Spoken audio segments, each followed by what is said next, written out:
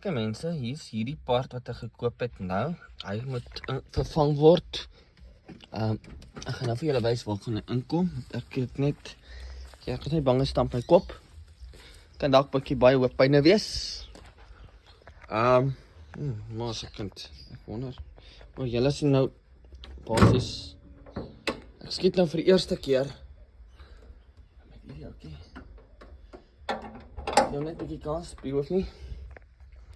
Basies hierdie part wat hier kom, daai connection word op hom gesit.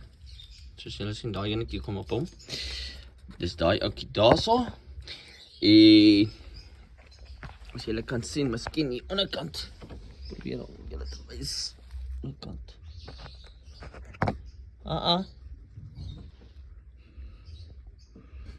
Ek dink as hy kyk. Ek weet nie of julle hom kan sien nie. Waar is hy? Waar is hy? Kijk, daar is hy. Jy kan sien, dis hy. Daai enetjie. Basically, daar sit die blikskottel. Hy gaan gedoen word. So ja. Fyn mense. Daar is nou nog die ou part wat nog in is, maar nie vir lank nie. Dan word hy gedoen. So hier is my ouetjie. My favorite karretjie. Ek is besig met hom. Nie lang terug net ek hierdie waterborrel vervang. Eintlik nie ek nie, maar ek het betaal vir dit. Maar is oké. Maar is gedoen.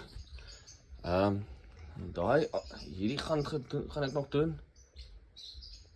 Ek gaan nog baie dinge doen. Ek gaan hierdie hele kar oor doen nog. Hierdie gaan nog vervang word. Hierdie gaan vervang word. Daai meneer gaan vervang word. Die hele bloody bumper gaan vervang word. So, bear with me. There come a lot of jobs on this car.